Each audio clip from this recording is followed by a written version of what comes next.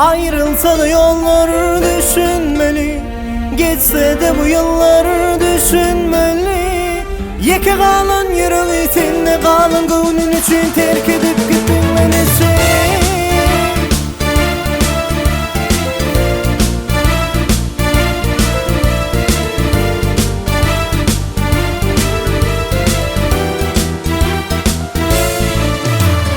Duydu ya, açtı o kozuyu titrler mezimden.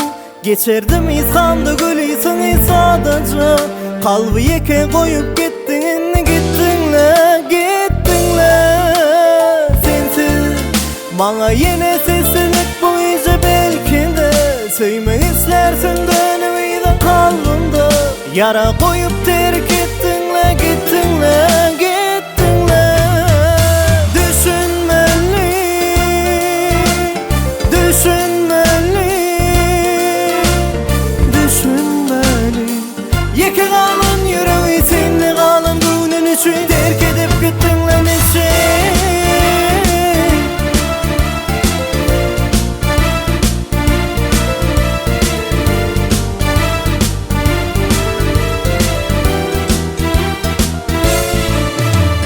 Yazsam da kutorma kalanlarım, yadımdan çıkmayar geçen günüm. Tenimde açan yaralarım. Yürek savret, yürek savret. Ellerimden ellerimi ayırıp unuttun beni. Söyleyip kutormalı mı bu hikayenin sonu? Yakma beni, git beni, sadece kalbi koyun. Benimle sabrı kalmadı hiç, yalvaryan unut beni.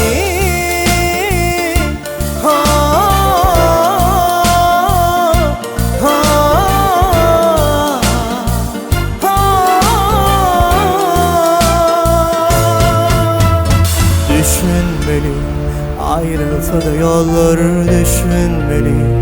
Geçse de bu yıllar düşünmeli. Yeke kalan yüreği seninle kalan gönlün için terk edip gittin lan için. Düşünmeli, ayrılsa da yollar düşünmeli.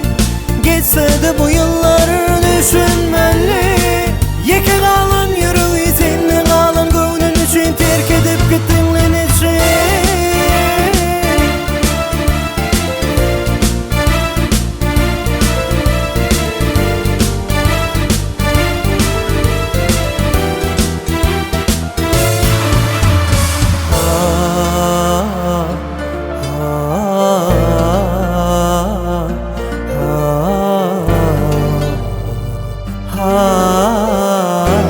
Zawabna.com Düşünmeli.